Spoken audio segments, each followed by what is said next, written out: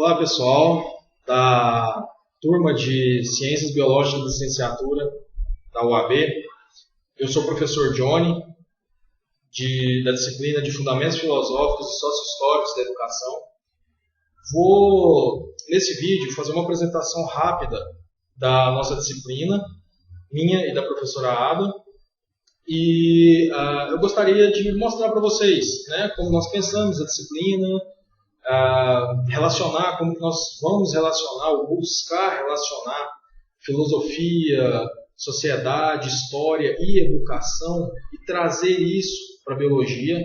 Eu sou biólogo, a professora Ada é bióloga e nós esperamos então que vocês tenham a percepção de como não dá para separar a filosofia, os conceitos históricos, sociais e a educação.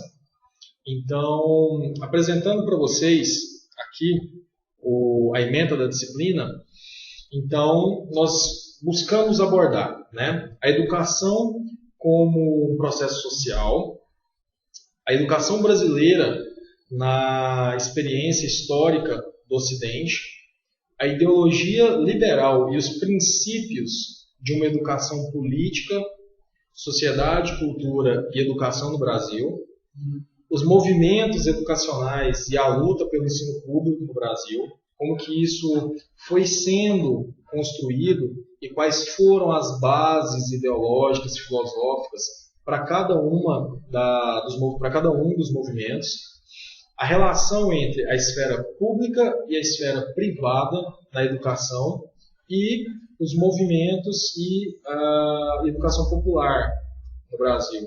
Então, a nossa disciplina ela engloba vários fatores sociais importantes dentro desse contexto educacional que nos trouxe até o exato momento que nós estamos hoje da educação. Mas como que nós estamos hoje em educação? Qual que é a nossa visão, a nossa percepção sobre a educação?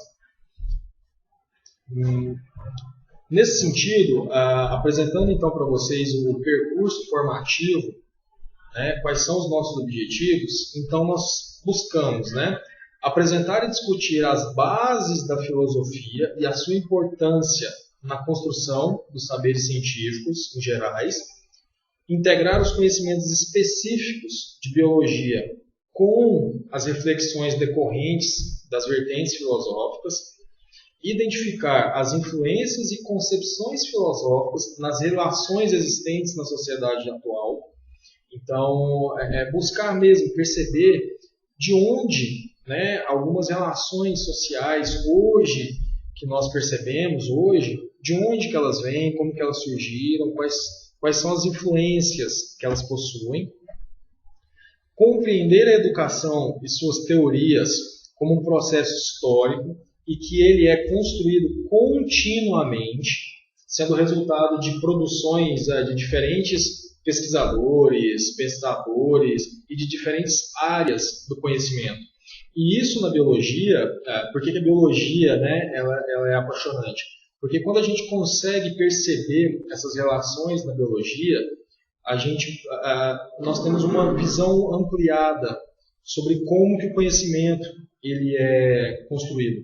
Na biologia nós temos várias influências da física, da química, geografia, Então, a matemática, talvez na matemática a maior delas, não sei se posso falar isso, mas então é isso que nós queremos que vocês percebam, tá? Inclusive nós temos, desde a época de Platão, Sócrates, várias influências dentro das ciências. E relacionar dialeticamente história e filosofia da biologia com história e filosofia da educação. Entender, buscar relacionar a nossa área de atuação, que é a biologia, e a educação, porque nós estamos num curso de licenciatura, um curso dentro da área de educação. Sobre o percurso formativo, então, nessa ideia de apresentar para vocês as bases da filosofia, eu vou retomar um pouquinho a nossa primeira semana de aula sobre as bases filosóficas, né? Quais foram as heranças filosóficas, o que a filosofia grega deixou para a gente. Indo então em Platão, o famoso Platão, nós temos então o início dessas reflexões, não com ele, mas algo mais elaborado, mais definido em uma postura conceitual, né? Então ele vem para o campo da ética e da política, tá? Tido como o primeiro pedagogo, não só por se pensar em elaborar um sistema educacional para a Grécia Antiga, mas também por integrar isso à política, trazer a educação para a política. Então, qual que era o objetivo de Platão com isso? Seria a formação integral do homem. Seria o homem formado moralmente, vivendo em uma sociedade, e uma sociedade que para Platão deveria ser justa em todos os âmbitos. Então, essa justiça, né, uma sociedade justa, ela só viria através da formação do cidadão. Nesse sentido, vale então ressaltar alguns conceitos gregos. O primeiro é o do labor, que é um conceito filosófico de sofistas e de socráticos. Que geralmente, o labor, ele é utilizado num sentido de um trabalho mais árduo, não um trabalho material, né, braçal, não é uma força braçal, mas é o trabalho mais árduo, penoso, que carece de maior esforço. Tá? Então, seria essa atividade mais sofrida. Isso seria o labor, e que vem através do trabalho. Então, eu não consigo separar o labor do trabalho. E o trabalho, tido como a ação, né, o ato, que faz com que o homem transcenda, com que ele saia da situação natural, animal dele. Através do trabalho é que o homem ele consegue, né, se a gente pegar o Homo sapiens, nesse sentido de animal mesmo, então é através do trabalho que o homem começa a modificar a natureza. Mas essa modificação ela pode acontecer sem uma reflexão, sem um pensamento, sem formação de conceitos. Então, se a gente pensar, por exemplo, na agricultura, a agricultura seria uma forma de trabalho que possibilite o homem sair desse estado animal dele. E o labor seria o peso, seria aquele trabalho mais sofrido, né? Dentro disso, então, dentro desses conceitos, nós temos algo também que, na verdade, todos vieram dos gregos, que é o logos. O que é o logos? Seria justamente a razão. Então, a ideia do logos é a ideia da razão, que seria a capacidade de racionalização do individual, tá? Ou como um princípio cósmico de ordem e de beleza. Dentro das ideias, né, filosóficas gregas, então, eu alcançaria uma ordem e uma beleza social dentro da ideia da razão. Então, agora, nós saímos do mito. É por isso que há a discussão, né, de se a filosofia ela é grega. É justamente por isso, porque se sai do mito. Eu não tenho mais a questão dos deuses, eu tenho agora a razão. Então, eu alcanço algo através da razão. Então, essa seria uma ideia do logos. E uma herança muito forte da filosofia grega. Um outro conceito importante seria do areté. O que é o areté? O conceito de areté já é voltado para a formação. Tá? Dentro das ideias de Sócrates, Aristóteles, Platão, o areté ele seria voltado para formar o cidadão para se conviver na polis. Então, ele teria uma formação política, moral, ética, para poder viver em uma sociedade, conviver em uma sociedade, mas também, além de conviver, exercer determinada função. E para isso, eu preciso, né, do areté, que é a formação do indivíduo. Então, se a gente trazer isso para o contexto atual, nós temos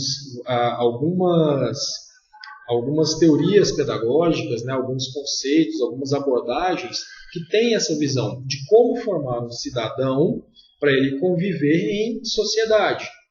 E qual formação? Uma formação global, universal, e aí nós temos diversas vertentes que apontam maneiras, mecanismos, formas de se buscar essa formação do cidadão, né?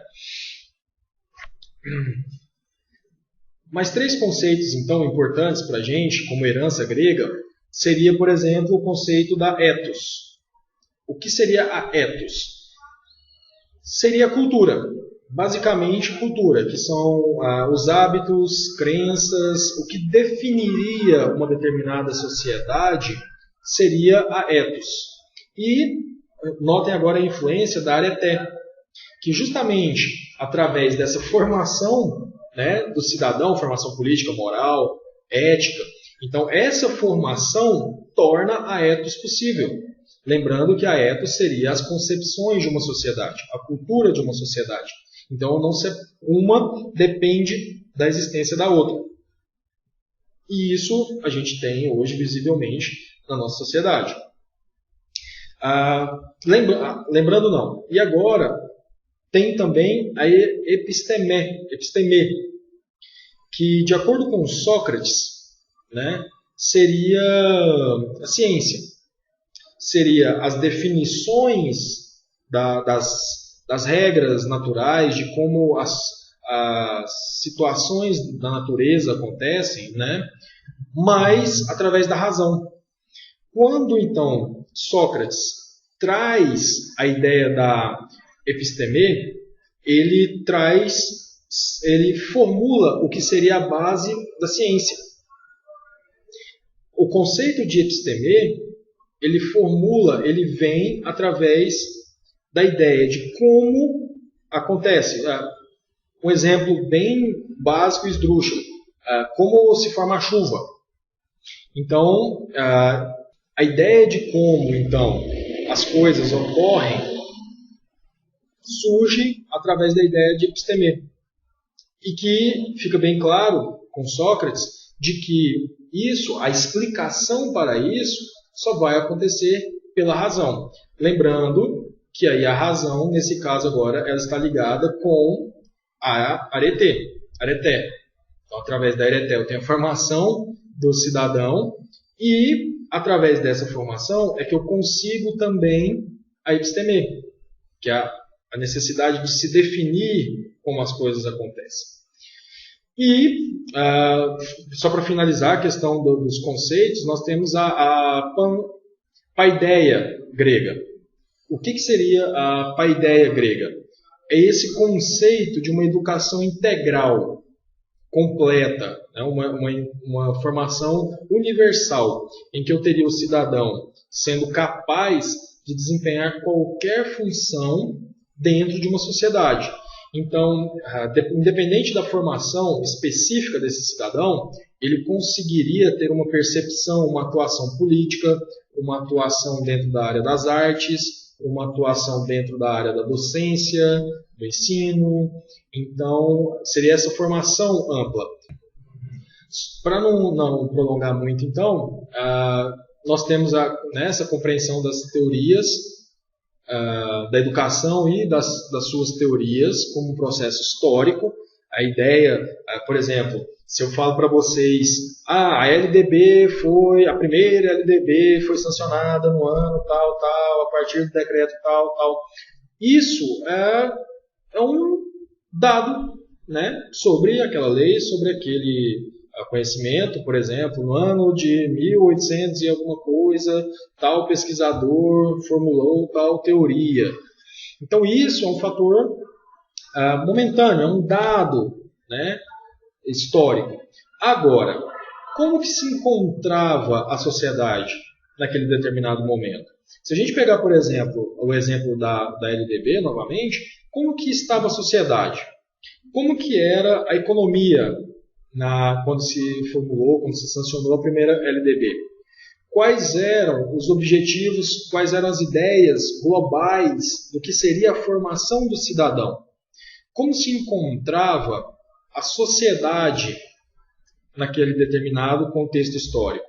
Então, quando eu busco compreender a educação e suas teorias, eu penso em vários fatores que podem influenciar na formulação dessas teorias. Ciência, cultura, ambiente, tecnologia, trabalho, economia, política, sendo então muito importantes para se buscar compreender aquele determinado momento, né?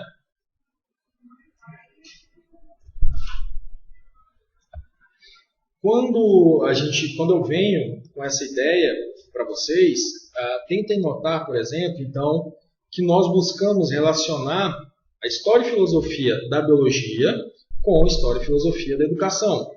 Se nós pegarmos estes exemplos, né, eu tenho Mendel, Lamarck, Watson e Crick, Fleming, que são, nos livros didáticos, tidos como os criadores de determinado conceito, descobridores de determinada molécula, criadores, né, de uma série de conhecimentos na área de biologia. Mas como que isso aconteceu? Qual era o contexto histórico de Mendel? Qual foi o percurso formativo de Mendel para se chegar até o momento em que ele trabalhou com as ervilhas? E Lamarck? Lamarck está totalmente errado, o erro, né, do uso e desuso, a questão, tudo isso estava errado, ou ele trouxe, ou o que ele tinha em mãos até determinado momento era aquilo e ele conseguiu formular as bases de várias ideias que foram aproveitadas depois. E quais foram? Será que a única contribuição de Lamarck foi a questão do uso e desuso? Ou na área de classificação dos seres vivos, taxonomia, além da taxonomia, também da classificação, taxonomia e nomenclatura biológica. Watson e Crick, qual que era a formação deles? Eles eram biólogos e contribuíram tanto para a biologia? Qual era a formação de Watson e Crick? E Fleming, será que ele queria mesmo descobrir a penicilina? Ele conseguiu ali, nossa, eu vou trabalhar aqui porque eu vou... Não. Então, pensar na filosofia e na história é pensar nessa forma mais ampla de se ver a construção do conhecimento. Tá? E relacionar isso com a educação. Então, quais serão os temas que nós vamos abordar? Filosofia, sociedade e educação, os aspectos gerais disso. As teorias de Durkheim, Marx e Weber, que foram grandes sociólogos que tentaram, né, explicar como que acontecem as relações dentro da sociedade, como que ela se desenvolve em uma sociedade. A educação como um processo social, e aí a gente busca trazer para vocês o conceito de educação.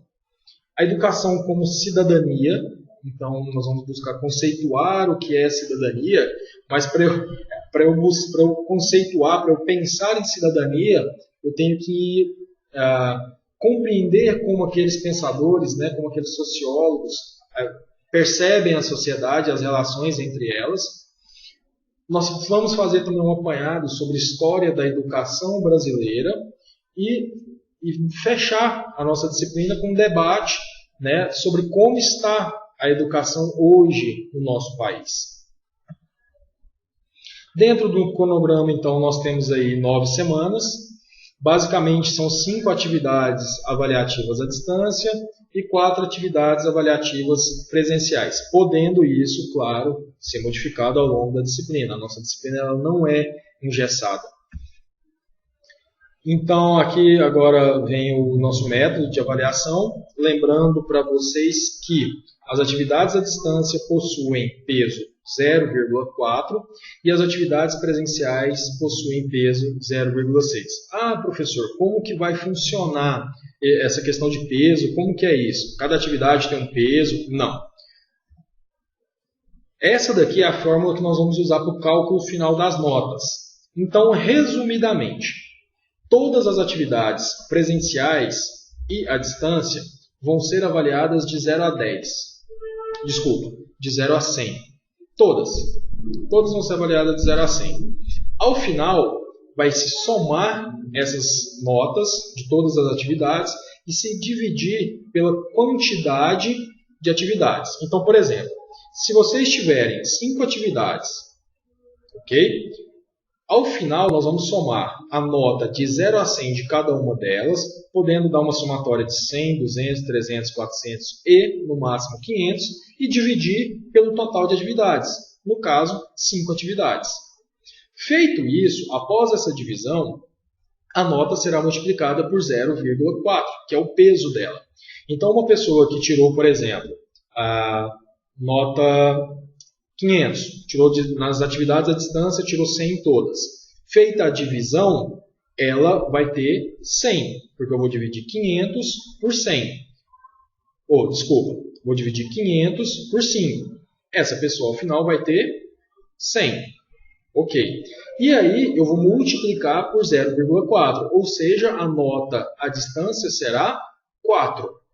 E o mesmo procedimento vai ocorrer para as atividades presenciais. Com a diferença de que o peso das atividades presenciais é de 0,6, ou seja, 60%. Pessoal, no mais é isso. Tá? Uma disciplina à distância, ela exige de vocês um maior compromisso, não só com a disciplina, mas com vocês mesmo. Eu sempre falo que o ensino à distância, ele depende muito mais do aluno do que do professor. Então, por favor, mantenham contato. Eu só vou saber se vocês estão com dúvidas, se está difícil, se são muitas atividades, se as atividades estão complicadas, se vocês entrarem em contato, se vocês nos derem o feedback. E para isso a gente bolou o diário, que é um diálogo entre vocês, eu e a tutora, e é individual. Então usem essa ferramenta. E caso queiram, mandem mensagens também, mandem e-mail, tá? Tanto para mim quanto para a Suelen, fiquem à vontade para fazer isso em qualquer momento. No mais, nós nos vemos no nosso encontro presencial aqui em Goiânia.